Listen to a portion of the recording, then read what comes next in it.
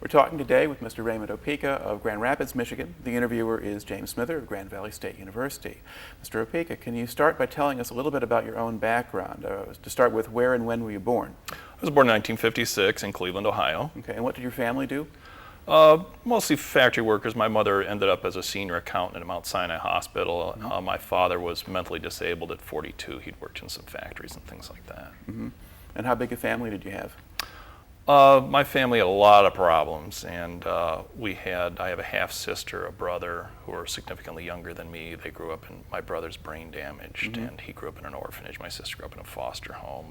My mother and father were divorced and went through a lot of rough times. All Our right. family lived in fairly poor conditions and that sort of thing. Now, how far did you go in school? When I was in the 11th grade, I moved around a lot, so I Mm-hmm. missed some years of high school and that sort of thing. When I was in the 11th grade, I was able to petition to leave the high school, which was helpful, because I was able to join the Army when I was 17. Okay, now were you still living in the Cleveland area at that point? Yeah. All right, so petition to join the Army. Did you have to get parental permission? Oh, yes. My mother had tried to join the Army when she was a young woman. Her mother hadn't let her, and so she was always willing to let me do whatever I wanted for some of these things. They're very nice. My mother's very supportive. Right. My mother joined the Blue Star Mothers while I was in the U.S. Army, and she had broken her leg. And they said to her, "Mrs. Opeka, if you want to, you can take your oath to join the Blue Star Mothers sitting down." And she says, "I'm not going to take the oath sitting down. My son was wounded. I wouldn't want him to give up and sit down." So my mother was pretty tough, so that was kind of helpful for getting ready to go in the military. So what was your motivation for enlisting? Well, there are a lot of them, and I think part of it was, there'd been a draft, and there was sort of a sense of, well, this is an obligation. A lot of guys had to go who didn't want to go, Right. So why should I sit it out? My family had no real American military experience. My grandfather had been in the Austrian-Hungarian army. He was from Slovenia, what is now Slovenia, before the First World War, but fortunately had missed that. And my father had been accidentally drafted during the Korean War and was in for 111 days. His knees were terrible, his eyes were terrible, his teeth were terrible. But they kept him in long enough to get him his veterans benefits, which was nice of whoever did that for him. So I'm pretty much the only person in my family to have really a full tour of American military service. To what extent had you paid attention to what was going on in Vietnam and all of that sort of stuff? Well, like I told you earlier, we visited a lot of the battlefields from like the War of 1812 that were in upstate New York and Ohio and Michigan. And I was alone a lot as a child, so I did a lot of reading and Revolutionary War, Civil War. And the centennial of the Civil War was happening while I was a young child. And of course, there was a civil rights movement. So there's a very important moral debate about the Civil War and that sort of thing. Margaret Mitchell, who wrote Gone with the Wind, once said she was 10 years old before she found out the South lost the Civil War. So there was still that pro-Confederate part of the conversation. And then, of course, there's the Vietnam War going on the same time I was growing up. And I remember about 1968 or so kind of thinking, well, it seems like most American wars last about 4 years, but this war might be going into overtime, and I'll be 18 like in 1974. Will it still be going on then? So, I think there was a sense of moral obligation to a great extent. I really appreciate living in the United States. I really think America's probably about the best thing that's ever happened to the human race for a lot of things. And I qualify that a lot, but I still think, I really appreciate being able to think my own thoughts and write my own thoughts and live where I want to live and work where I want to work. And, if my family had stayed in the old country, either Bavaria, where my mother's family was from, or Slovenia, where my father's family was from, they would just went through horrible things, terrible things. And the Second World War was still, the two world wars in Korea were very recent when I was growing up, and that sort of thing too. So it was probably the most militarily intensive time in American history was that 1960s and 70s. Even now, we barely have anyone actually involved in fighting the war. I don't think we'll ever see a mass 13 million man army or even a 4 million man army like we had during the Vietnam era. So there are a lot of veterans. One of the things that got me through basic training was, Raymond, 20 million guys who were living made it through basic training. If you just take it one step at a time and one day at a time, you should be able to get through.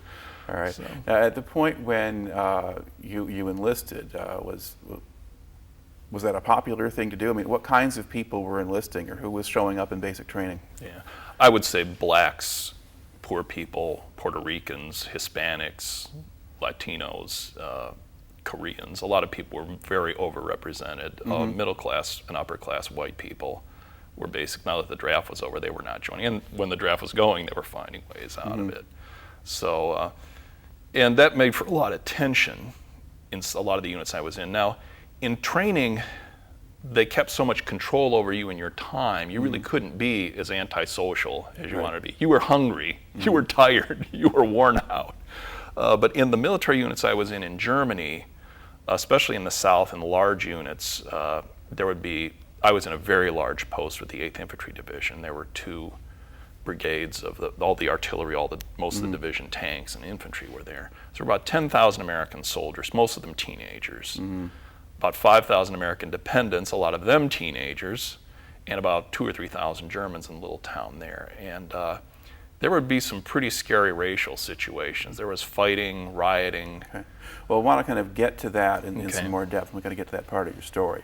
So basically, you were not really all that affected by kind of the anti-war sentiment and a lot of the stuff that was kicking around their late 60s, early 70s. A little secret. May as well broadcast this to the world. Yeah, you know, I mean, I read like Jerry Rubin's books, Abby Hoffman's books, you know, and the Chicago 7, and, you know, I read a lot of this stuff and watched a lot of what was going on. And I was a little bit skeptical, try to be skeptical of everything to some extent. And I thought, you know, if what these guys are saying is right, if it's just this horrifically fascistic, terrible country, sort of what the really radical left was saying, not the more mainstream, you know, George McGovern wing or something like that. I thought, well, the thing to do is keep your mouth shut, join the army, and then if things are really, really bad, become a general and overthrow the government and bring about the revolution. A practical approach. All right. So now, once you then enlist, sort of what's the induction process and getting you sent off to training? Kind of what did you go through there? Well, I showed up my mother took me to I was about 17 at the time, 16, 17, knew I'd be out of high school fairly soon because I skipped my 12th grade. And showed up at the recruiting station, and while I was there, the sergeant said, well, you know, what you want to do is, you know, do some push-ups and run a bit, you know, and try to get your strength up. And he says, well, do you smoke? And I said, no, I think smoking's really stupid and terrible. He says, if you're cut off, it's hard enough being cut off from food and water. If you're cut off from food, water, and cigarettes, you really go nuts. My mother nudged me and says, she says, see the ashtray on the sergeant's desk, Raymond? But he was recruiting me, so, you know, he's big about it. And he came and picked me up at 3 a.m. on September 27th, 1973, and we went to the Federal Building in downtown Cleveland and spent about a day there. And I seem to always make mistakes like this, but somehow the other I had to take the oath twice because I got in the wrong line the first time and the right line the second time. So, you know, right at the start, there are all kinds of little fun, ironic things that are probably the best thing that happened to you in the middle. Just all kinds of little stupid little things you see. And then they took us out to Cleveland Hopkins Airport and flew us around to Shreveport, Louisiana.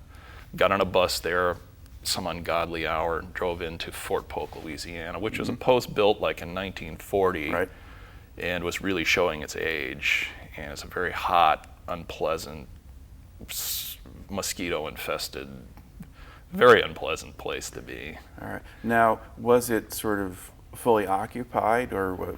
Yeah. So despite the fact that you're maybe beginning to get shrink down the army somewhat, you still have an awful lot of people there. They were concentrating on fewer and fewer posts. You know, it's always hard to close a military post because some congressman will just weep and wail. If you remember, it was back in the 90s, they had to have some kind of special commission set up to close the bases down that hadn't been any use since the Indians had been in the warpath. But Fort Polk, I think, was becoming the infantry training center. We had South Fort, where there were 3 battalions, that's about 800 trainees in each battalion. So, and they would have basic training there, and that basically would give you your basic military skills that every soldier should know. What sort of reception did they give you when you arrived at Fort Polk? Well, at first it wasn't too bad. The first week was basically filling out paperwork, maybe learning how to march and, attention. And fortunately, when I was in junior high, we learned that stuff in gym class.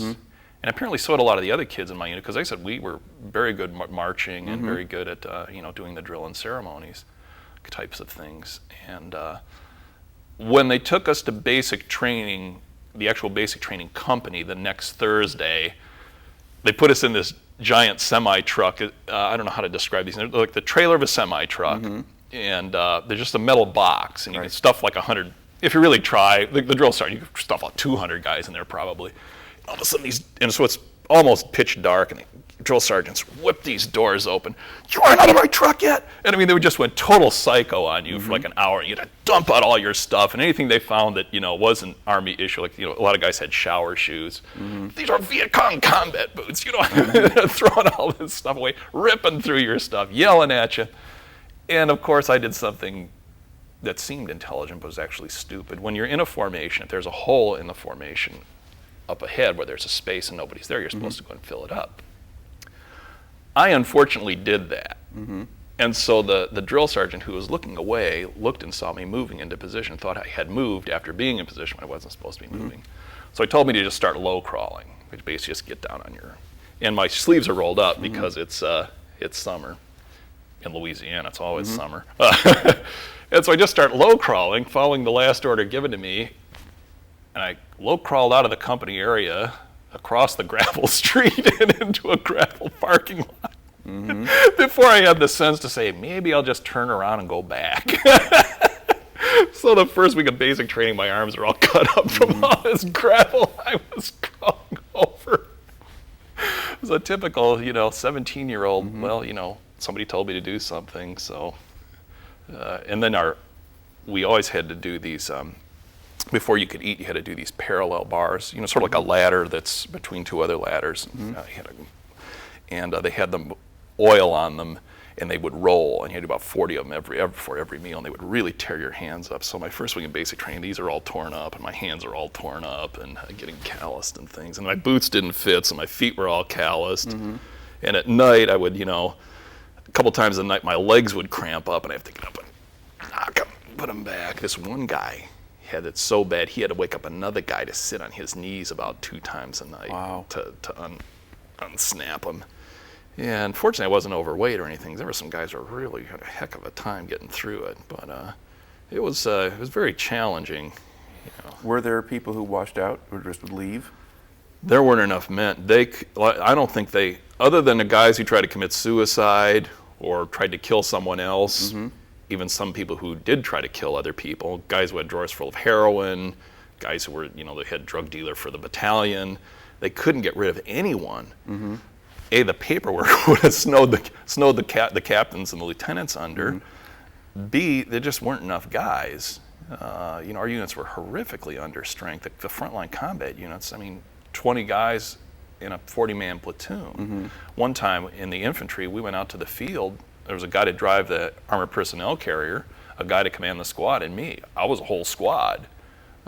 They really couldn't afford to let anyone go for almost anything short of murder 1, felony, or a total nervous breakdown or something. So, they made this big thing about, well, pay attention, make sure you pass your PT, your physical test, make sure you pass this. And, I basically should have flunked most of my, running and other tests and that sort of thing. But, I was in a machine gun course and infantry training, and the guy just takes his pencil out and stabs holes in the target, so I passed the course. I was in hand grenade training, and I could totally flub that up, so the guy changes my 0s to 10s, and I become an expert at hand grenade. They really couldn't afford to let anyone. Once they got you in, they needed to keep you. And now you have sort of standard basic training. Was that about 6 weeks? It was supposed to be 6.8 weeks, but we were I was fortunate, kind of the Christmas holidays there, so basic and infantry training, I think they kind of cut them a little bit short. But I think we learned everything we were supposed to learn, and we suffered pretty much everything we were supposed to suffer. All right. Now, in that phase, basically, your life is regimented, and you're just kind of stuck there on the base, and then that's about it. I mean, you mentioned things like having people who were battalion drug dealers and so forth. I mean, that's in the units that in comes Germany. later. That's when, in the once you permanent have units. more. Yeah. So at least within the barracks, there wasn't a whole lot of room for acting up or causing too much trouble. If you were really good, you'd kind of sneak away, get some marijuana from the permanent cadre at the base or something like this, but it was nowhere near as widespread. And like I said, even when somebody misbehaved, they really couldn't. They could discipline them, but only within a military context, maybe fine them, put them on extra duty, once in a while put them in the stockade, but they just didn't have the. I felt that the cadre, the officers and non-commissioned sergeants, they were overwhelmed. I mean, they were almost dealing with a mob of teenagers that they had a very difficult time really controlling, a lot of times even when they were on duty. Chris, given what would have gone on there over the preceding decade, there would have an awful lot of trainees going through, and probably in larger numbers. You'd think that they could handle it. Do you have any sense that maybe things had been different a few years ago? Oh, yeah. In a lot of ways, the Army that went into the Vietnam War was a very good Army. It was up to strength because they had the draft, and the people that they drafted were reasonably accepting of what they were being asked to do. It's really only, I think, historically, from my historical knowledge, I'd say about 1968, 1969, when the system really starts breaking down. And of course, they realized we've got to get rid of the draft because we've got so many people coming in who just are really rebellious. Right. And it seemed like the last draftees left about October of 1974, and a lot of them were. I think they would prefer the communists over them. There were a lot of radical SDS types, and one of the interesting things someone pointed out was, if you belong to certain organizations like the Ku Klux Klan, the American Communist Party or something like that, they wouldn't draft you. But the SDS, which was a very radical organization, especially in some areas, they never asked if you belonged to the SDS because they knew they'd never get half the guys they were drafting out of college. So they were. I think Che Guevara was a lot more popular than Richard Nixon in a lot of the units I was in, and even a lot of the regulars were picking it up. And the drug culture and the racial tensions were really bad. At least 75% of the soldiers in my unit would use soft drugs almost regularly, and about 10% would use hard drugs almost regularly. We're kind of looking at your sort of your sequence and your progress. You get through the 6 weeks of basic. Did they let you go home for Christmas, or were you stuck on the base that year? Yeah, I did get to go home for Christmas for a few days, but they just shipped us straight over to Europe after that. Now, did you have advanced infantry training there too, though, before you left? Yeah, they graduated us. A lot of the other guys were going to be cooks or something like this. They got to leave the base and have 2 weeks off without having charged against their leave. So, right. But us, they basically just took us from the graduation thing. Remember, we didn't have a graduation thing; they were all rained out, and put us in one of those big trucks. Took us to the North Fort, dumped us there. And the next Monday, we were back at infantry training. So, well, now how did the infantry training differ from the basic that you started with? In basic, you do a lot of what's called familiarization. You learn what an M60 machine gun looks like and which way to point it and how to pull the trigger and put the bullets in. In infantry training, you learn how to take it apart. You do tactical situations with it. You do night fire. One of the greatest, funnest things was, seeing this night fire exercise where they just had this whole platoon of weapons open up. And I mean, boy, I guess, nowadays with all the blow-up movies and special effects and stuff like that. But this was really right there a few feet in front of your nose, and sometimes you actually got to participate in this and fire off tracers and fire these big machine guns and mortars and things. You'd learn things like how to use the most important thing an American soldier can know is how to use a radio to get people to come and help him out, especially bombers and battleships and air, all the airstrikes and stuff like that. Most American infantry tactics, especially then at the end of the Vietnam War, when they didn't want any casualties, was, go to the ground, get on the radio, blow the tree line away, and then see what kind of damage it might have done. So that kind of training was there too, and a lot of patrolling and tactics and that sort of thing. Now, how did you fare during all of that? Well, like I said, probably a more together military, they would have gotten rid of me. Probably if there was if it was like 1963 instead of 1973, they probably would have just said, you know, you're just not up to it physically. Go home. And later, when I tried joining the Reserve Officer Training Corps at Kent State University, said, well, you flunked the physical. And I says, well, I flunk a lot of physicals. And he says, well, now we're not, somehow I couldn't be, you know, a fat, lazy supply officer sitting behind a desk, but I could be a frontline infantry soldier. So, you know, that sort of kept me from having a longer career in the military. Well, were there parts of it that you were good at? Some of the things they Oh, I was very good with the grenade launcher, very good at land navigation. The problem later was I was known as someone who could actually read most maps. The problem is that the pride kind of got in the way. The sergeant would go traipsing out in the woods with the map, get lost, then give me the map. It would be better if he'd just given me the map in the first place when I knew where we were at. But I usually managed to muddle through. I had this one time I called my personal Anabasis when I was in Europe. We can get to that story if we have time. How would you characterize the people who were training you, both in basic and in infantry training? What sorts of people were they, or how did they treat the soldiers?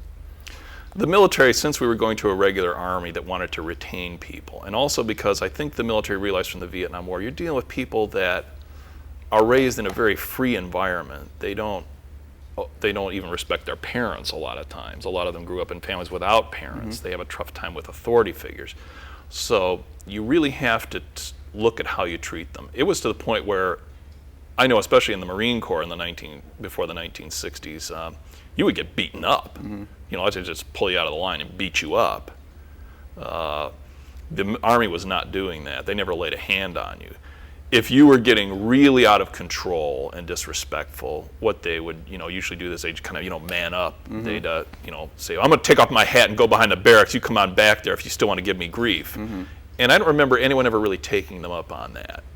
But that was sort of the only way they really could have used any corporal discipline for someone who was really getting difficult to control. Right. And what about verbal abuse? That was going down too. You know, I told guys, says, you know, you think this is verbal, you should spend a week with my mother.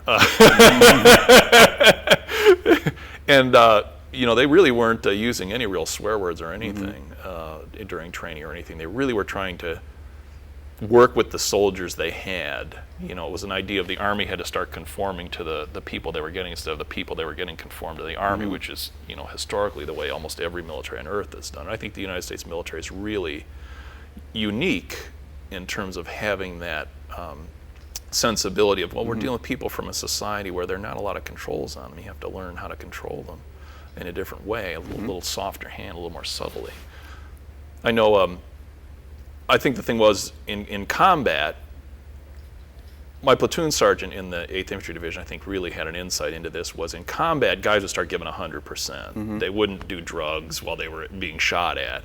They wouldn't hate the guy next to him because he was black or white. They'd stick with him because they were wearing the same uniform, being shot at by the same guys with the other uniforms.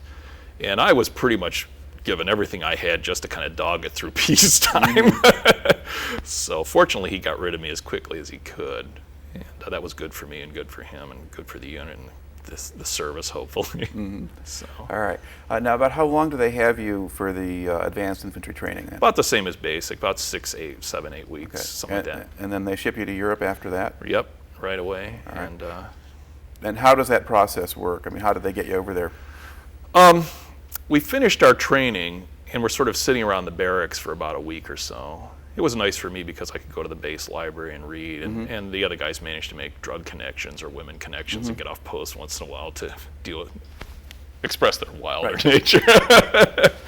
And then they put a bunch of us on a bus, took us to Shreveport, put us on a civilian airplane, and flew us to Charleston Air Force Base, and then from there to McGuire Air Force Base, and there to Frankfurt, Germany, which is Rhein-Main Air Force Base. That's really the big nerve center for everybody coming in.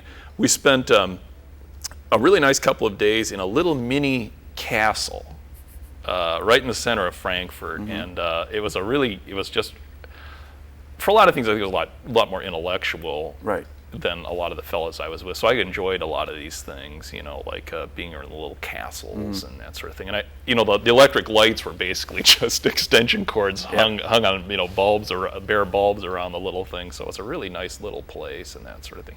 Then they assign you to a division. You go to the division headquarters, which is Bad Kreuznach for the 8th Infantry. And then they assign you to a company within the division, and they sent me to bomb holder, which is the big, you know, all the artillery and engineers and a lot of the infantry and tank battalions were there. So I think it was about the biggest post outside the United States for the Army. All right. And then what kind of accommodations do they have for you there? These are secondhand stories, of course, but allegedly the barracks were built in 1938 for the SS, and they were built there because there was so much cloud cover it couldn't get bombed by World War II aircraft.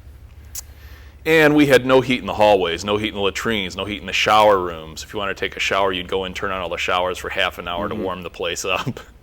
And guys who were on guard, you had to have a guard on each floor 24 hours a day. They would buy their own space heaters and stuff like this, or just wrap up in their sleeping bag and sit there. And in the rooms, we had these diesel stoves, and you would get 1 5-gallon can of diesel a night, and that would last about 5 hours. And if the chimneys weren't properly cleaned, the things would blow back.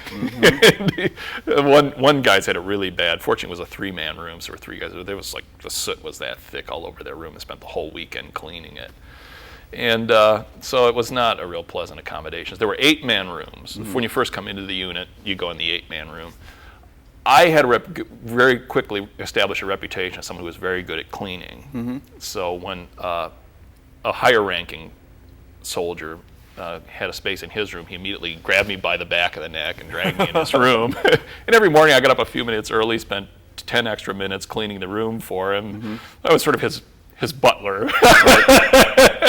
Well, was there anything in it for you? Oh yeah, I got to live in one 2-man room by myself. Okay. With just one other guy, and we got along real well. And I knew my place and he knew his. All right. Well, what kind of duties were you assigned once you got there?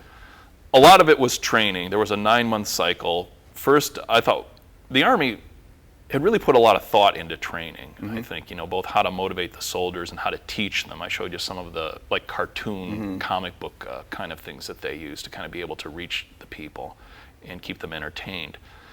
So we'd have what was called expert infantryman's badge training. And basically, if you knew all the weapons inside out and could pass all the physical tests inside out and basically just knew all your stuff, you would get an expert infantryman's badge. And you're probably familiar with a combat infantryman's badge, which you get if somebody shoots at you. Right. But these were almost the same kind of decoration. And a lot of guys didn't get it, but almost everyone was interested in getting it. So that was a good motivator. Then you just move up the ladder. Squad training for a month, platoon training for a month, company training for a month. As the training got bigger and bigger and bigger up to divisions and corps and the whole NATO army, the infantry had less and less to do. When you're in expert infantryman training, you're training yourself to try to, in all the little details of what you do. When you're up in the, NATO maneuvers, you're basically just sitting in your track from 9 a.m., from 5 in the morning till 9 at night, sneaking down the road to the Gasthaus, the bar at night, and then trying to find your way back before everybody moved out. And you get to, these poor German towns. Germany is like, their farmland is like, we have, the maps have these 1 kilometer grid squares. In the middle of every grid square is a German town, and we were rolling through those things with huge amounts of vehicles. I mean, there's 50 vehicles in a battalion. There's thousands of vehicles in an American division. I don't think anyone went to school. I don't know how the babies got any sleep. I don't know how people crossed the street to go to the grocery store, because we would just tie these towns up. But the Germans seemed to love it. They'd give us bread and wine, and we'd shoot off our blanks, and the little kids would get the little blank cases and stuff like that.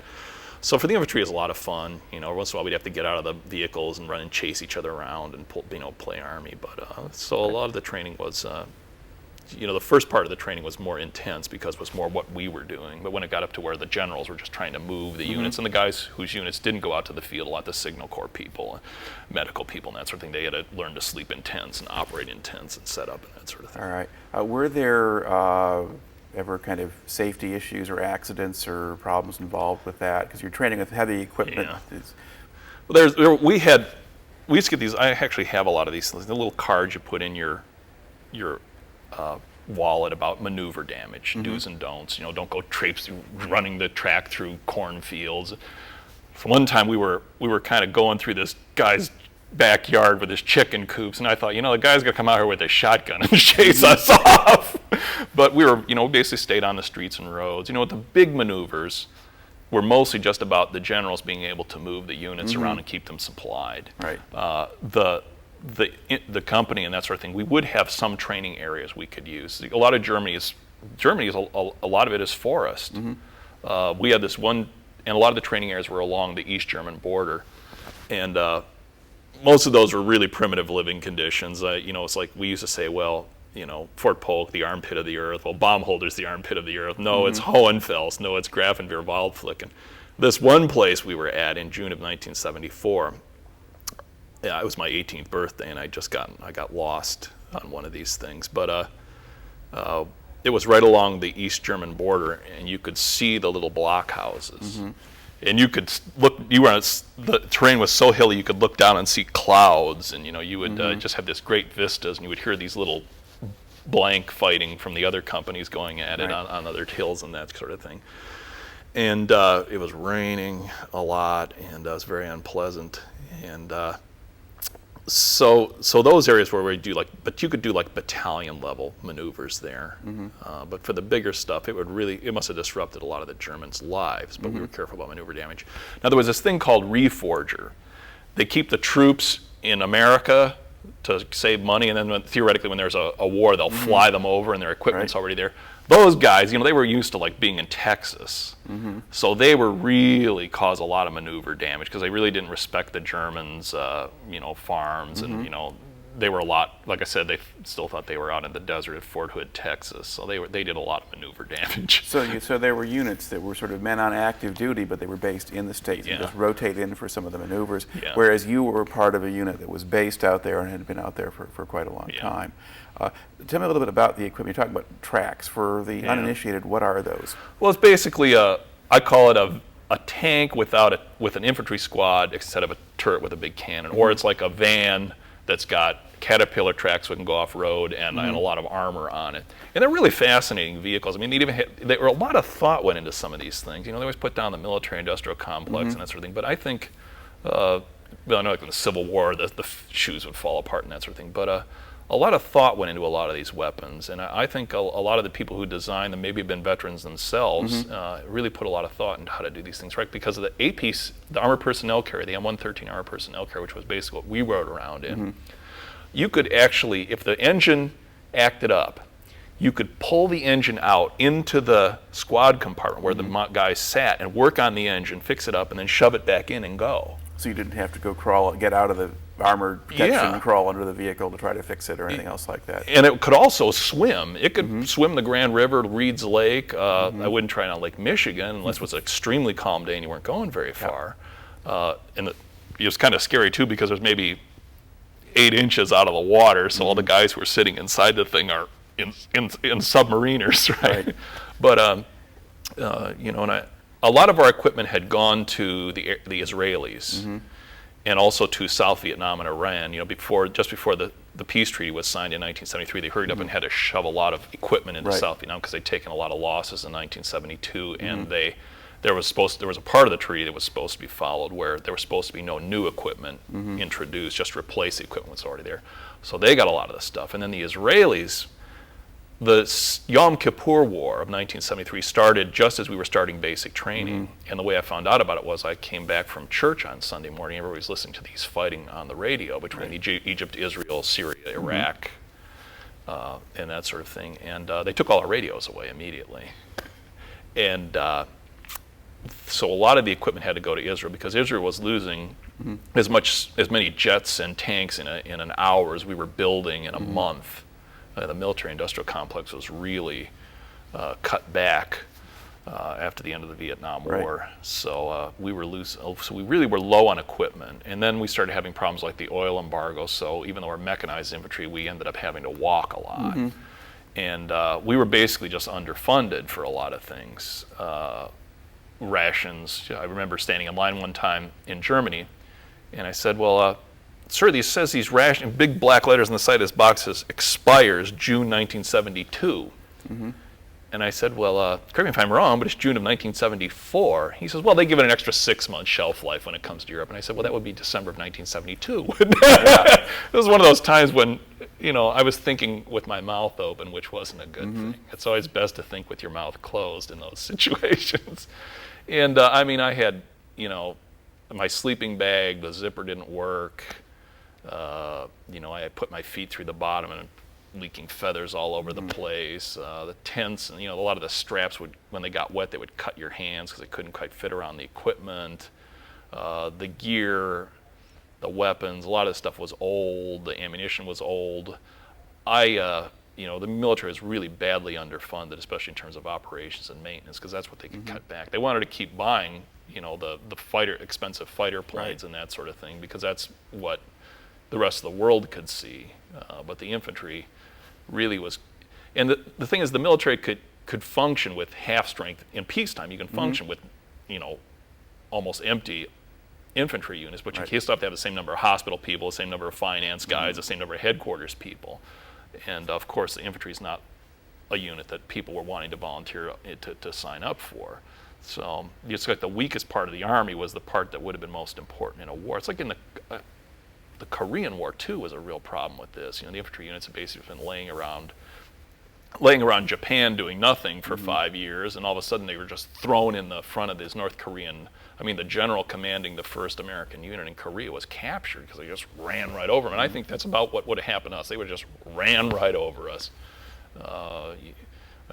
The death march to Siberia was what I always thought we'd end up with. Well, it does turn out the Soviet military wasn't in terribly good shape either. It was in excellent shape. They had more divisions in East Germany than we had in the whole world. They never had a problem with, well, this weapons program's canceled or this one's drawn out or something like this. They probably it was their political and economic system. But they had serious morale issues and a lot of the same things that might have caused problems for us did for them. At that point, though, they were probably in better shape in terms of physical equipment, but that deteriorated pretty badly. My money would have been on them. This is a button. It's made from a Soviet missile, and they get little old Russian ladies to paint the Russian-American flags on it. And I think it's almost miraculous to me to see that Berlin Wall slab come to Grand Rapids when Gerald Ford and Helmut Schmidt and Prime Minister Callahan were here for that, and it was one of the most memorable days of my life. And then on Christmas Day of 1991, the Soviet flag went down over the Kremlin, and the white, red, and white, blue, and red went up. And to me, those were very significant days. I think because of the tension that we'd live with, with the nuclear war and that sort of thing, and the 2 world wars. It's like the end of a whole century of real terrible things. Yeah. Now, I've interviewed a variety of people who served in Germany, from the late 40s, into the 80s and that kind of thing. And their impressions vary widely in terms of the level of tension and so forth they experience. So to what extent was that kind of on your mind, the prospect that at some point or other the Russians might come in after you? When Saigon was falling, I was in an air defense unit by that time. Guys, I'm not going to run around. They're going to send us back to Nam. They're sending us back to Nam. And I says, no. I says, the South Vietnamese didn't get the ammunition, gasoline they needed to fight, and we don't have any either. It's just going to be like the Korean War, where the North Koreans wipe out the South Korean army, and they wipe out the American army, and the only thing that stops them is the Marines. And I said, the only thing saving us from having the same thing happen to us is the Soviets are afraid of 2 things that we have that the South Vietnamese don't. They're afraid of the Germans, and the Germans were good soldiers, and there were 12 divisions of Germans, and they're a country a lot smaller than we were. And most of the German soldiers that I worked with in air defense, they were drafted. I'd say they were sort of like the American soldiers of 10 years previously. They were drafted. They weren't real happy with the situation, but they understood what they were doing and why they were there. And they're being Germans, they're basically pretty well behaved and that sort of, and able to take orders. And I says, and we've got nuclear weapons, and that's too big a question mark for the Soviets to really risk anything in terms of taking us on. So that's the way I always felt. The guys around me, I would say I was a very atypical soldier. Hopefully you get some of the people I served with who had different experiences than I did, would give you their perspective, which would be a lot different from my perspective. All right. You're talking about sort of the being kind of on the low end of the totem pole of the way within the military system and being badly supplied and equipped and everything else. What was the morale like in the units you were with in Germany? I don't know if it could have gotten any lower. I mean, we were unmotivated. We knew the people back home really didn't like us. I was talking to one of the fellows here before, while I was waiting, and I said, the Germans were more friendly to us than a lot of the Americans. I came back on the airplane, and my mother met me at the airport, and we were walking out of the terminal.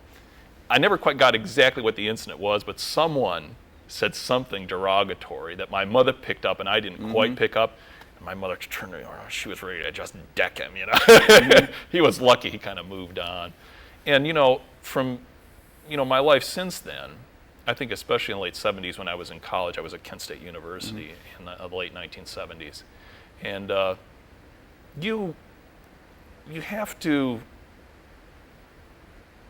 really respect yourself and what you've done in terms of being in the military, and be willing to kind of gently discuss and explain that and what it meant to you. Because to a lot of people from my generation, and I think even the present generation, the military is just this horrific machine that will just, if they can, it will just chew them up and twist them around, and they'll just be used to murder. Join the army, see the world, meet exotic, unusual people, and kill them. I think that mentality really, that's a historic American mentality. Well, they're very a strong distrust of standing armies, and the post 1940 idea of very much a permanent, large, expensive military establishment is really something the founding fathers really didn't want to have. They always bring up Eisenhower saying, well, he says even if the military-industrial complex is totally benign, it still can exert influences that aren't good, and and I think that's a healthy distrust. I mean, you look at a lot of other countries. You look at Latin America, which is basically founded before the United States wasn't. The problems with the military taking over the governments, and certainly Juan Perón, and that sort of thing. A country can have a real problem if it has a large military establishment. It has nothing better to do than beat on its own civilians. Right. And fortunately, we've avoided that. I think in the past, in the 70s and 80s, I was sort of concerned that there would sort of be a Latin Americanization of the military, that there'd be a divide between the military's values and its self-perception, its place in society, and the American people's. There might be more of an alienation without a draft. This was a very important part of the draft, the abolition of the draft conversation at the time I was a kid. The idea was, if we don't have a draft, if we aren't getting people who really don't want to be in the military, there might start to be a parting of the ways to where the military and the civilian society become alienated from each other, and the military becomes, like a Latin American military where it takes over the government because it thinks the civilians are screwing everything up. Unfortunately, it seems not to have worked out that way. And having interviewed a fair number of people who were career officers or servicemen kind of through that period, one of the striking things about it is that they're still thinking like Americans rather than thinking of being as separate from the civilian population. And they'll obey the orders of whoever is. They will obey a legitimate civilian authority. And thank God that is so ingrained in the American population. The civilian authority is the supreme authority. And if a general becomes president, he is no longer a military officer. He is a civilian politician. And his word is law. And the good thing about, I think, the volunteer military, too, is, well, if you disagree, you can get out. John Singlaub, the general in Korea in the Carter administration, well, he disagreed with the Carter administration's policy in Korea. He got out of the military and started as a civilian criticizing. But he did not. That was what sank Douglas MacArthur. It wasn't the military blunders in North Korea. It was he was talking to politicians from the Republican Party. He was being insubordinate. He was running his own agenda politically. All right, let's go from macro scale back down to micro again. Asked about sort of morale. Well, in what ways did you sort of experience the negative morale or its consequences? What was happening to you or going on around you maybe that reflected that? The pressure to do drugs was greater than the pressure not to do drugs. I really feel blessed that I had that insight. Maybe it was because my high schools or whatever, they were really just starting to understand the drug problem and were educating students about it. And I actually took the education seriously, unlike a lot of the people I went to school with. And you know, my grandfather had been an alcoholic, and so you know, I knew that substance abuse could be a horrific problem. And guys would say, "Well, can you knock it, man? You never tried it." And I'd say, "I see what you guys are like." There was one of the saddest stories I can tell. I was in air defense, and I was a sergeant at the time, and they dumped these 17-year-old kid off at our unit to replace somebody. And I see him standing there. I was off duty. I see him standing there. I go over, and we buy a candy bar and have a soda, and we talk, and I get him a room and get him squared away, and we're kind of good buddies and pal around a little bit. And then he starts, the air defense unit that I was transferred to from the infantry, and the reason an infantry soldier who's not trained as an air defense security guard was sent to an air defense unit overnight almost, is because a lot of the soldiers in the unit were doing LSD while they were on duty with loaded weapons, guarding missiles. And one of the guys had the guts to turn them in at the risk of his life, because the Army did not get rid of these guys. See, we were up in North Germany, and the big American base in North Germany is Bremerhaven, and that's where twice a week we'd have to send a truck to Bremerhaven to pick up our rations and mail and pay and all that stuff. And we were just a little unit out in Dornum, Ostfriesland, which oddly enough I did not know at the time was the home of the family of Groucho Marx. I'm surprised they never made a tourist thing out of it. It was just a farming community. You could tell the nuclear installations in northern Germany because they were surrounded by 5,000 cows. The nuclear plants were surrounded by cows. The nuclear missile bases were surrounded by cows. So with this little post out in the middle here, surrounded by cows, and then we had a little building where we lived, our barracks, and then there was a little German farming community around us. But so this fellow turned them in. Now, did they switch the guys out of the unit at least? Yeah, but they were the one fellow who turned them in. His name escapes me, Lonnie. He could not go to Bremerhaven because that's where those guys were, and they would kill him. You know, the Army discipline was a lot laxer than the informal mob discipline. But he was a really nasty racist. The funny thing is you get these enlisted efficiency reports every year, and at the bottom they have to, just like when you put a job application, it has to say, supports the Equal Employment Opportunity Program or something like this, supports the Army Equal Opportunity Program. This guy hated anyone who wasn't a white male. At one time he was talking, he says, here's the guys in the unit I trust, and he named 2 white guys. He says, "Ray, I would trust you except you live with a black guy." When I was a higher ranking guy and had a choice of letting another fellow live in the room with me, I had originally had this guy from Alaska, a white guy from Alaska, living with me. One day he's moving out of my room, and I thought, what did I do? And he says, well, Lonnie, the white racist drug turner-inner, what needs a roommate, and so he wants me because the only other guy who has the rank to move in is black. So the black guy moved in with me, which was fine because he had a nice record collection, nice stereo.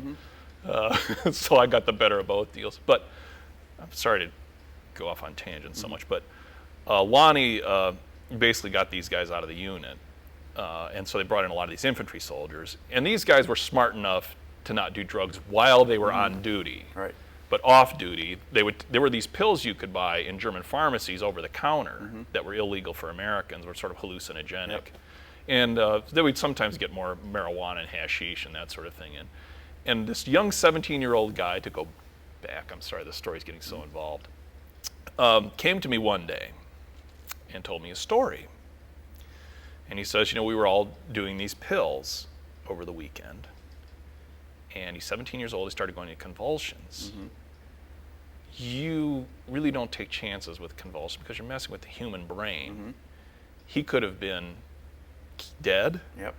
He could have been paralyzed, had a stroke. All sorts of really horrible things could happen to ruin this kid's life at 17. And the thing is, the other guys there are all stoned. If they go get help, which this man desperately needs medical attention, he might even have had some sort of, it's 30 years later, he might today, fall down dead because of some kind of damage done to him way back then.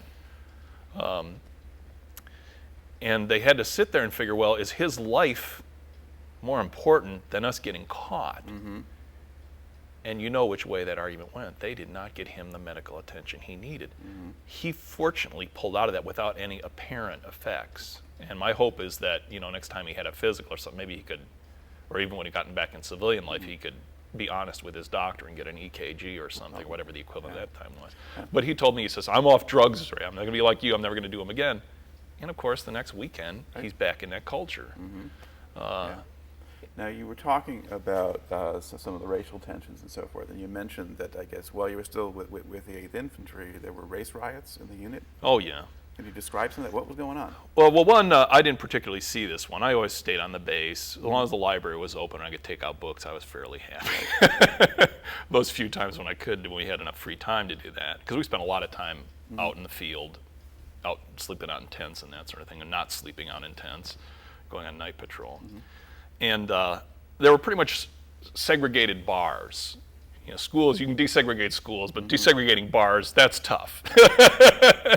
So it was sort of like the Texans bar and the Southerners bar. We had all these goat ropers, all these different names for folks, little cute names for different ethnic and socioeconomic and geographic things. And the Puerto Ricans bar and a Chicano bar and a urban black bar and a southern black bar. And apparently once in a while someone would wander into the wrong bar and they'd just start fighting. So they would, and the German police wouldn't be able to deal with it, and the MPs wouldn't be able to deal with it, so they would call out what was called the Post Guard Company. 24 hours a day, every day of the year, one company from that post is on what's called Post Guard, just in case something goes way wrong. You've got 150 guys ready to go for whatever happens. So they'd have to go out and clear the streets and get all these guys home and sobered up. And of course, you really couldn't discipline any of them unless they did something really crazy, and then maybe give them an Article 15, which is basically fine them and put them on some extra duty for a couple of weeks. The funny thing is 2 weeks from then, they could be switched around. The company could be on Post Guard Company, and the other company could be out drinking and start something.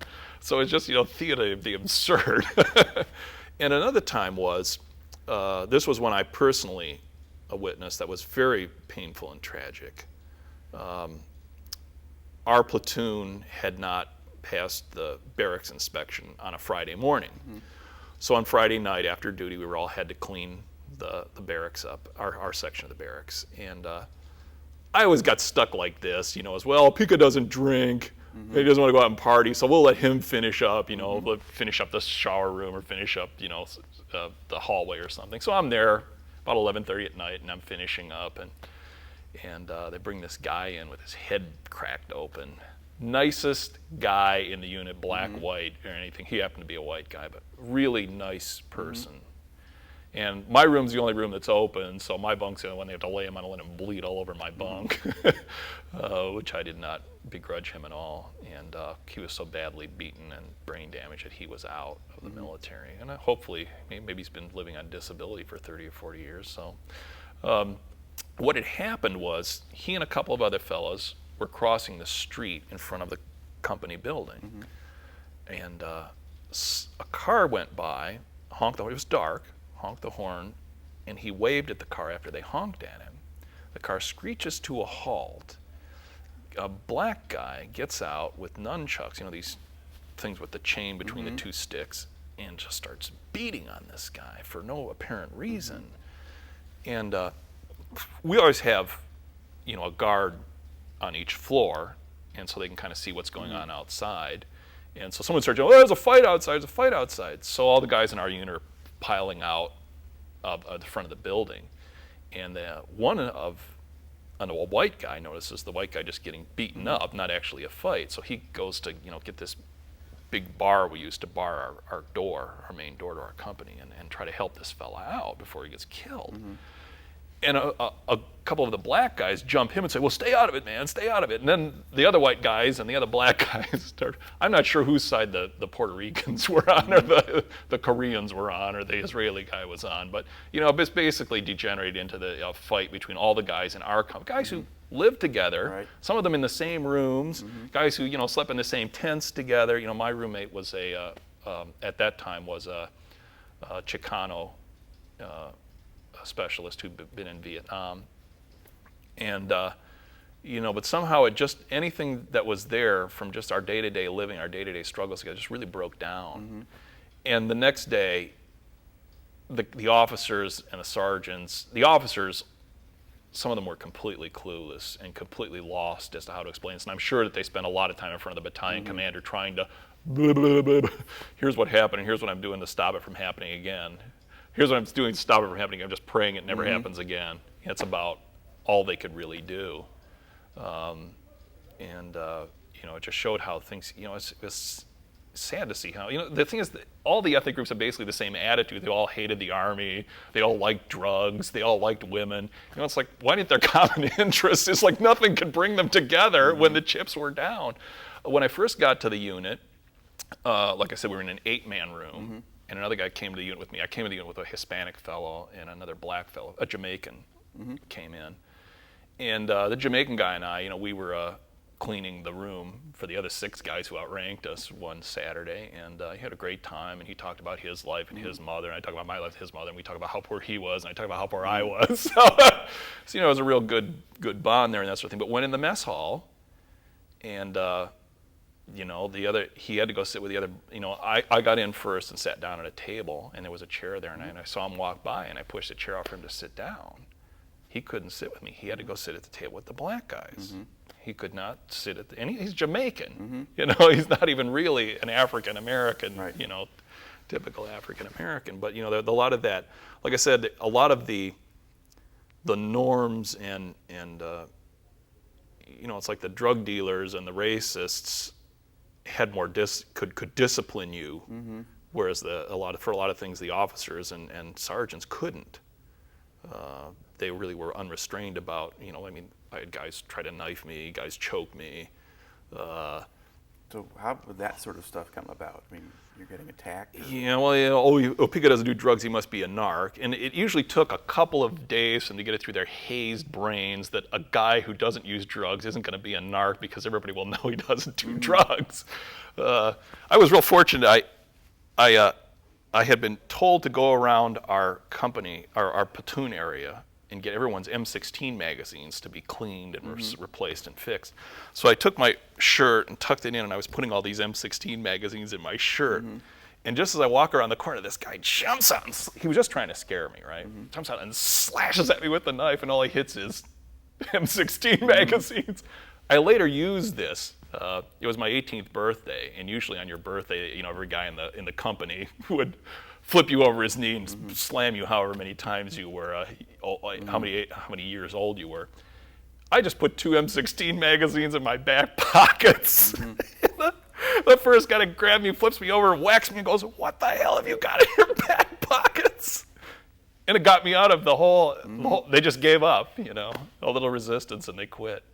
So, there was a lot of, I'd grown up kind of in a rather violent home as a kid, so maybe that kind of, wasn't that big a deal. I got beat up a lot less in the Army than I did in civilian life. And, civilian life had been hit by pacifists, so. But, and I think being younger, too, I probably... Okay. We're going to pause here while we switch tapes. Okay. Okay. All right. We're kind of talking sort of about sort of this life as a soldier at this point here, kind of in the mid-70s when things are not really so great. Aside from people who thought that you might be a narc or something like that, or were suspicious of you because you got along with people who weren't white, did you have other issues, or were there people who just decided they were going to get you or something like that? Not really. And even the drug, if you could stake out a position, and I think if you were basically a good person, after a while that would break down some of the barriers. Like I said, when the chips were really down, the racism or the drugism or whatever you want to call it, that would really, as long as you weren't a real threat. I was actually seemed to be somewhat popular. I would always get elected to these enlisted advisory council things they were trying to set up to where once a month, one guy from each platoon or someone would come and talk to the captain about things that were going on in the unit and how people felt about things and stuff like that. And I was actually fairly friendly with these people. I don't know if you know the album Pink Floyd's Dark Side of the Moon. Yeah, I'm old enough. I swear, every guy in that infantry unit, after 6 months, would save up his money, buy a stereo, and buy Pink Floyd's Dark Side of the Moon and play it until the vinyl was worn out. I don't know why it caught on the way it did, but I don't know if it was just my unit or what, but I swear, everybody would listen to Pink Floyd's Dark Side of the Moon. And there were usually some other, musical things like Smokey Robinson or Janis Joplin was very big, and some Bob Dylan and that sort of thing. So, we'd just sit around, listen to music and talk. And we had to spend a lot of time together, We would sit out on outposts and this kind of thing, and, we'd basically tell each other plots of movies we'd seen the other guy hadn't seen. So I think there were a lot of experiences that should have brought us together, and I think that for a lot of things in most normal times would kind of, keep us on sort of a friendly level and know we could trust each other. And the thing is, too, is we kind of had to, I think it was in the back of their mind, well, when things get bad, we have to trust each other. And I didn't turn anybody in. Right. I think that was important, too. Morally, I look back at that and I think, well, there was a thing of where, I don't know if you know Hugh Thompson, the warrant officer who stopped the My Lai massacre as a helicopter pilot. Rob Ridenour is the fellow who got the military to start investigating the My Lai massacre after it had been covered up. There was the fellow who recently found the Abu Ghraib photos and brought those to the attention of the media and the military. Those guys get death threats and that sort of thing. And it is, in the My Lai massacre, like one guy shot himself in the foot, so he would have to be medevaced out. And that's tough. It's tough to take people who are your friends, who've taken care of you, who've been kind to you. There's that movie Casualties of War about the group that, takes along a Vietnamese woman and rapes her, and the one soldier who doesn't. But, these other soldiers have saved his life. How do you turn people like that in? And I guess I never felt that it was my role to turn people in for being gay or being robbers or being violent towards me as a person or doing drugs or anything like this. And one time in basic training, I got up to go to the bathroom and surprised a fellow who was trying to steal from another soldier. And the guy's shorter than I am, but he still picks me up, slams me against the wall, and he's there choking me and banging my head against the wall. And I didn't resist. It's almost like I would almost let this guy choke me to death rather than, wake everyone else in the barracks up and disturb their sleep and get this poor guy in trouble. And I think, too, I realized that the sergeants and the officers really couldn't do anything about it. And it's just like with the fellow who turned in all the air defense security guards for doing LSD on duty. I'd just be putting my life on the line for nothing. It wouldn't solve the problem. These guys wouldn't be punished for what they were doing, and the problem wouldn't go away. So I was relatively passive, and just, if someone wanted to, take a swing at me or slash at me with a knife or try to have sex with me or any of these other things, I really didn't turn them in, or do drugs or that sort of. I wasn't going to turn them in. Was there really much of an issue with homosexuality in the military? I mean, did you have people who were gay and people knew it and that was just the way it was? Or 2 or 3. One sergeant, he was a Special Forces, very excellent soldier. He'd been in 12 years. And he just became best buddies with me. One time I came in earlier than the rest of my platoon, so he let me sleep in his bed while he was on guard duty, and just became my good buddy and that sort of thing. And he was training me. He was in a mortar platoon, and I was in the actual walking leg infantry platoon, and of course not doing very well. So he would check my knees and this kind of thing. Special Forces guys have a lot of medical knowledge, and he was training me how to work with the mortars and that kind of thing. He says, "Ray, learn this stuff, and we'll transfer you over to the mortar platoon here, and you have a nice, easier duty, and your knees won't bother you and stuff like that." And he wasn't real aggressive sexually. He was. He basically made it clear that he would expect sexual favors in exchange for the transfer and that sort of thing. And I basically backed off from that, and we were still sort of friendly, And we later had a very effeminate sergeant come into the mortar platoon, and those two immediately moved in together. Like I said, you had sort of the two kind of, I don't know, gay stereotypes, whatever, you know, the kind of the macho man, and then you had sort of the more effeminate fellow. And since they were basically off on their own and weren't causing any waves and weren't real aggressive, it wasn't a real problem, especially given the fact the Special Forces sergeant was about the best soldier in, I don't know, the battalion. And when I was in the air defense, one of the cooks was gay.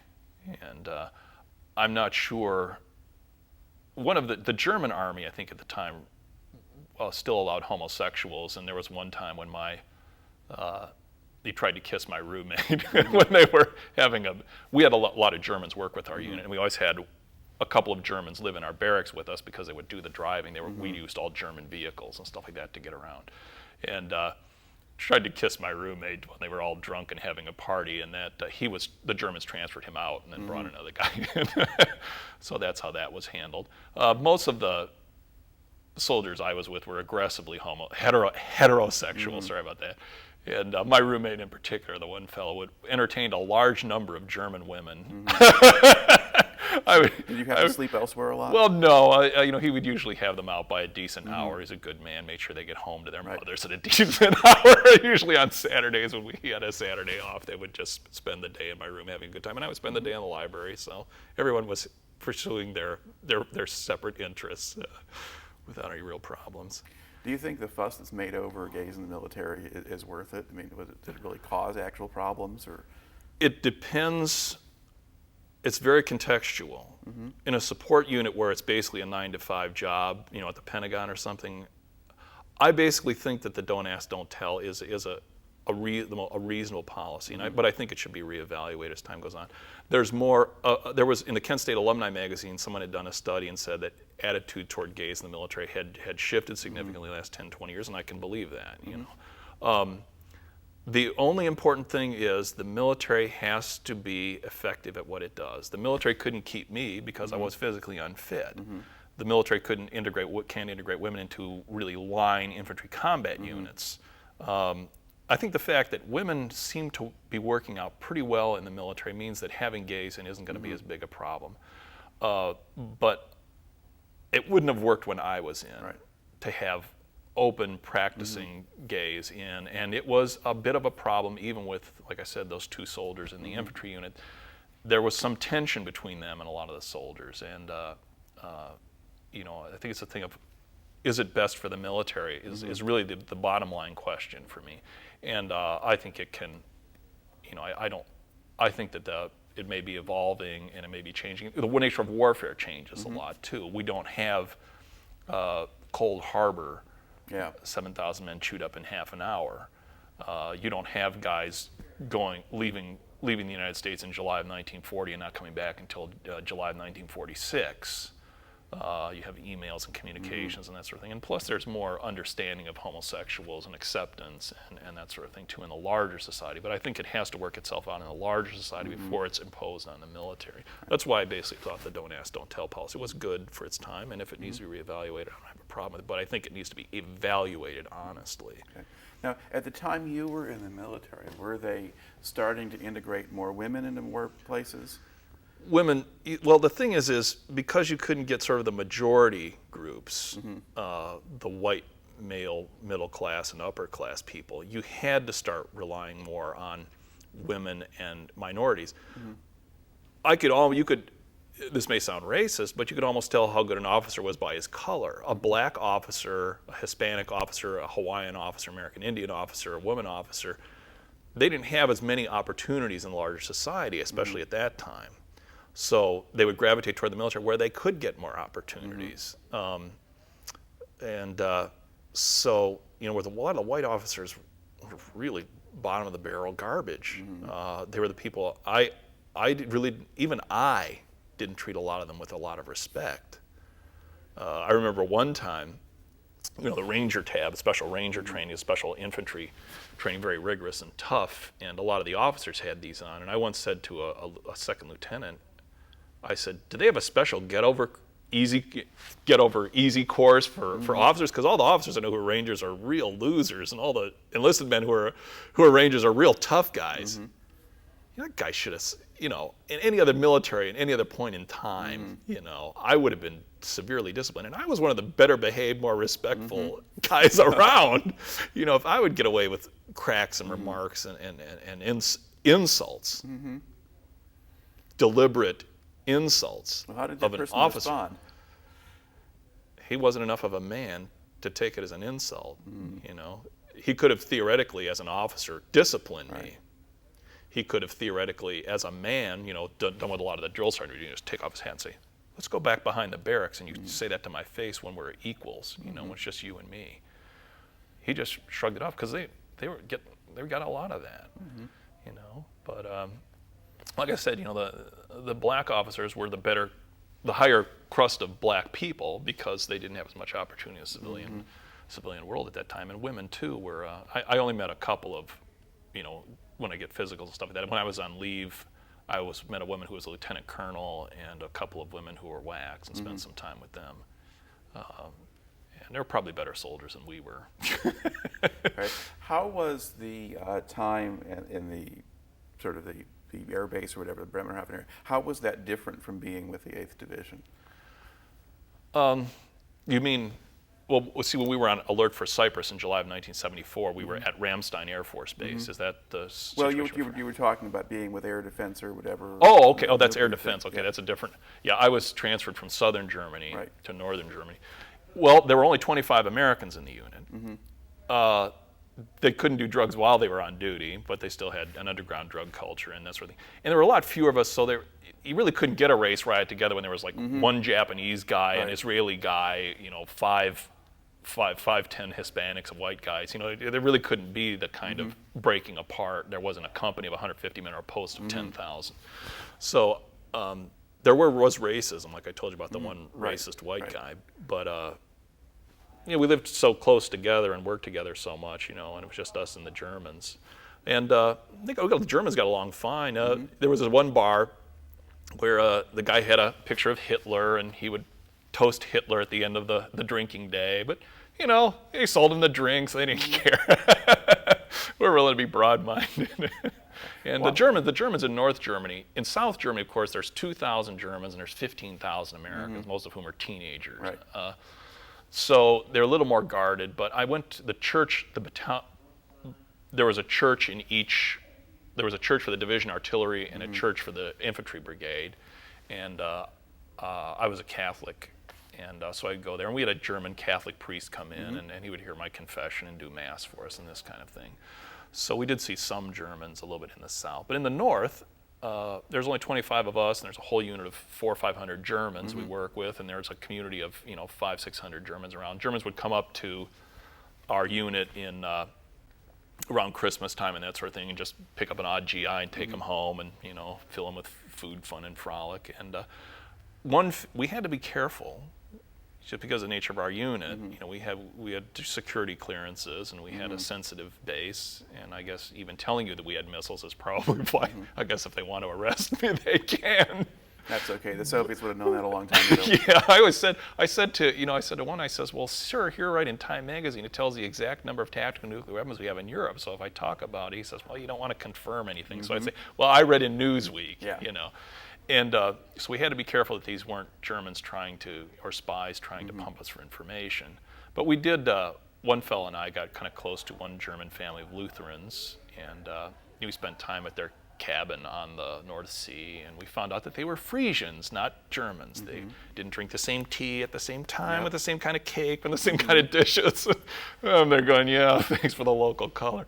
But, we go to church with them, and the woman would practice her English by writing the whole sermon out in English for me. And we exchanged Christmas presents and stuff. So, I was over their house for a Christmas dinner, and the one woman asked one of the other soldiers in the unit later, says, "Do all Americans eat as much as Ray?" So you mentioned you were sort of in the period when you were on active duty. There were sort of a couple of crises going on. What was the business relating to Cyprus and so forth? You had Greeks and Turks potentially fighting it out over Yeah. what would happen there. How did that, what went on where you were? How did you respond? Oh, that's another fun one. Unfortunately, the Greek government was run by the military. They were becoming, it's like the Falkland Islands, you know, when you have a military junta like that, it's becoming unpopular. They try to get a war going to theoretically at least make them look popular. Right. It's never worked, but so the Greek military junta tried to overthrow the government of Cyprus, which was both Greek and Turk. And the Turkish responded by invading Turkey. The fear, this was July of 1974. The fear was that the Greeks and Turks would use American weapons, especially nuclear weapons, on each other. And they would seize American bases and American weapons and start blasting each other away. So we're going to send a battalion from our unit, 600 men, to Greece to get our weapons out, and one to Turkey to get their weapons out, and then one to Cyprus to get the weapons out of there. So that if they shot each other, they'd have to do it with their own bows and arrows or whatever they can produce local muskets. And this was just before Nixon was thrown out. So there, was a big, like I said, I think the guys in the unit, because of their radical political beliefs, really didn't like Nixon. But I think as soldiers, they realized that Nixon was someone who had a real ability to keep us, the United States, out of trouble, even in a very dangerous world. And so it was unfortunately the day, I don't know if the Turks knew this or not, but it was the day we had this company party. And so not only were the drug takers taking drugs, but the officers and sergeants were pretty well plastered from alcohol. And it happened about 11:30 at night. I was just getting ready to go to bed. I had a few extra burgers and did some extra reading. I was ready to turn in. And all of a sudden, guys are jumping out of windows and running for the little German town. The idea being, well, if I didn't know we were on alert. They come back Monday morning, right? and so they finally, about midnight, 12:30, 1 o'clock, got the people that they could round up out in the street where we have formation every morning. They make sure everybody's there, and everybody who's not there is accounted for. And these poor drunk sergeants are trying to count men, so they put their head on, like, 1, 2, 3. And about 2 or 3 in the morning, we were going to send these we got some trucks, and we were going to go out and get this ammunition. And of course, I was one of the few, I was a little sleep deprived, but other than that, I was basically functional. And my platoon sergeant liked to pick on me anyways, because I was about the worst soldier in the unit in terms of what I had to contribute. So I had to go out and pick up all this ammunition.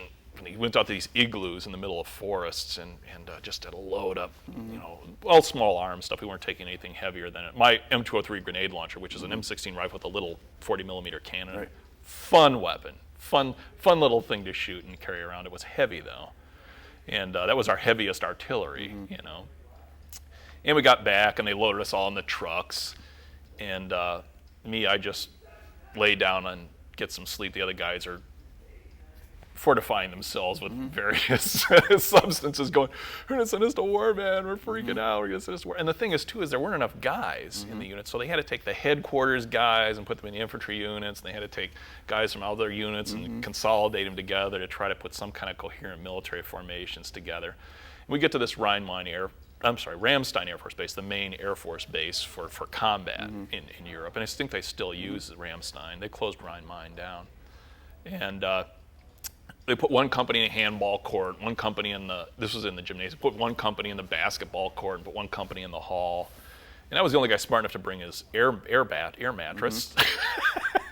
There were times, I guess if I looked back, I could have thought, I'm the smartest guy in this whole army. Because I would just do little things like that no one else seemed to just be clueless about. It's like this one time I was wearing my helmet when we were in the APC, in the Armored Personnel. I just got a steel roof, right? It's steel all around. And the guys are like, "Look at that dumb new guy wearing his helmet." And then we hit this crater. Everyone's head hits the top of the thing, and my helmet's on. My ears are ringing, but my head's not flat. So so basically all we had to do was we get up in the morning, have formation, go eat. The Air Force lives in the most beautiful barracks, and they have the most beautiful carpeting and music piped in, and all the food you want, and their cooks are actual human beings. And then we just lay around on the grass, and you have another formation. We'd go and eat lunch and do the same for dinner. And then at night, the idiots running this operation, every platoon had a Jeep for the commanders and then 2 trucks, a truck for the men and a truck for the ammunition. And they're all in one big parking lot, right, the gym parking lot. Every platoon has 2 guys walking around their 3 vehicles. With all these platoons, 9, 10 platoons. So you're on guard duty, so you get to go eat at the mess hall all night long. So you spend 2 hours walking guard duty, and you spend the rest of the night eating in the mess hall, and you spend the whole day sleeping. So it was a great time. We never actually got on the aircraft to go, but we were there ready to go. Finally, after about 3 weeks, the commanders got their act together, and I'm sure, why don't we just have 2 guys walk around the whole parking lot? That's all we need. And most of the drivers were sleeping in the trucks and things anyways. I don't think anything really could have happened. But it was just, it was just one of those stupid things. The military is such a big organization. It's trying to do so many things at once. It's got to keep its guys safe. It's got to make the enemy unsafe. It can't kill too many of the enemy. It doesn't want to kill civilians. So they're always trying to do 50 things at once in total chaos. So there's always funny little things like that happen. All right. Now, so you've had this sort of assortment of experiences. Basically, how long then were you actually in the Army? On active duty, 1 year, 11 months, and 21 days. And I was in Europe 1 year, 7 months, and 9 days. Okay. And then basically then after the 2 years, did they want you to re-enlist? Did they want you to leave? Or? Yeah, they never asked me to re-enlist. I suppose it probably, like I said, I had a lot of trouble with the physicals and stuff. The air defense wasn't too bad, but I probably wouldn't have stayed in an air defense unit. They probably would have had to get me back to an infantry unit. Probably my knees really started breaking down. I was working at the Veterans Administration after, and my knees really started breaking down. And by the time before I was 30, I've had a lot of problems. I was fortunate to have a job in a factory where I was able to, when I had to, just crawl along the floor. I was basically cleaning the place up after hours. So I've gotten some good therapy and things on my knees, so they're actually better now than they were a long time ago. But in my stomach, I have a real bad stomach problems. And that sort of thing. Like I said, they shouldn't have taken me in the first place. And I think if they tried to draft me and I hadn't wanted to go, I could have got out of it.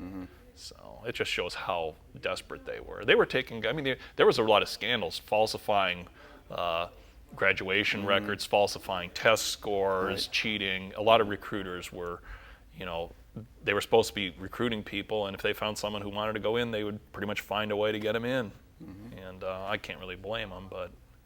So were you looking forward to getting out by the time your term was up, or? Sort of. I did, like I said, I did think about, going to college, being in the Reserve Officer Training Corps and going making a supply officer or something, and unfortunately the physical things didn't work out even for that. So what did you do when you got back to the States? I worked at the Veterans Administration for a year, and then I went to Kent State University of Ohio for 3 years, got a bachelor's of business administration there, and then I came to Calvin College here in Grand Rapids, and took a little longer to Calvin's a little more expensive, so I did a master's thesis there on decolonization in the Third World, and I had got a job working in a factory, cleaning it up after hours, and it was a good job because it gave me a lot of time to think, and I really loved the people I worked for, and like I said, I have my family just got horrible joints. I got wrist problems, so I always have trouble typing. I got knee problems and back problems. So it was just a good job, and unfortunately the place went out of business a couple years ago, and I've been really hoping I don't become the homeless veteran in another year or so, but hopefully Michigan's economy will pick up or something. We can find something worthwhile to do. How do you think, to look back at it now, how do you think your time in the service wound up affecting you? Not really too much. In some ways, like I said, it was my childhood was already kind of chaotic and unstructured, and my high school, basically was the same people I was with in high school. Aggressive drug takers and people who were oversexed and that sort of thing. So there's sort of a continuity with my childhood. Since the nice thing about becoming an adult is you can choose the people you hang out with, and so it's something it's probably the best achievement of my life. I don't have any children. I've never been married, so I don't have those things to kind of look back on or do. And I think it was a unique experience, and I really enjoy, my friends have heard all my stories a lot, and hopefully it's enriched their lives to some extent before they got bored with them. And I really appreciate this opportunity, and I think you're doing a great thing here. All right. Well, thank you very much for coming on and talking to me today. Yeah.